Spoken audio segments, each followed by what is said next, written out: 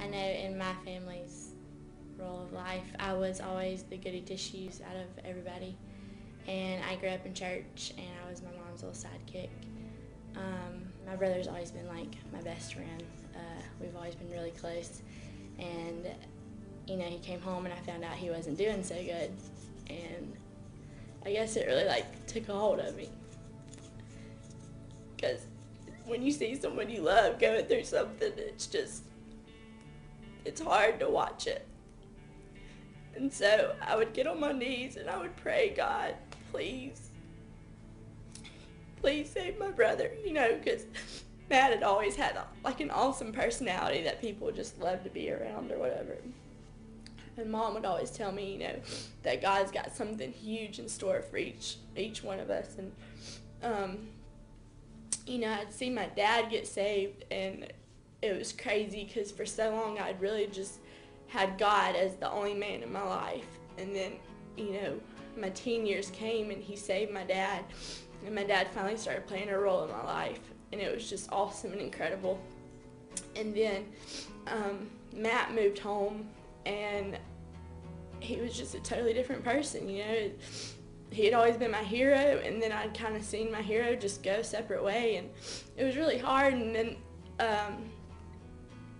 you know, one day it was like all of a sudden a light switch went on, and Matt's just fallen in love with the same man that I'd been in love with my entire life, you know, and just like he really engulfed God. And I think the cool thing about it was he was so desperate for God that God just totally rocked his world. And he started going around, and I was watching him just share his faith with everybody like I had always wanted to do, just walking around and getting people and getting them in his car, and they'd worship and they would get set free, and just it was amazing. And so I was just like, God, I want to do that so bad.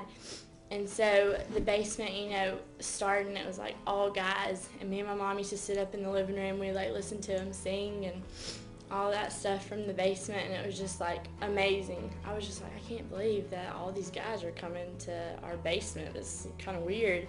All these guys would be walking up and be like, I'm so excited, I can't believe, you know, what's going on down there, it's crazy.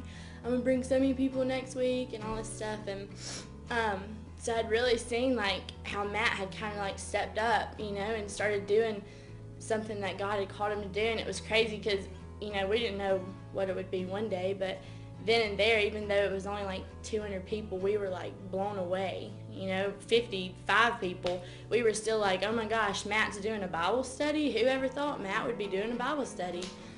And so it was crazy. And anyways, it kind of just got me to the point where I felt accepted because I was around a group of people that accepted me for who I was and actually liked my lifestyle, and it encouraged them the way I was. And so it really made me feel like everything that I had waited and saved for God was getting to minister to people.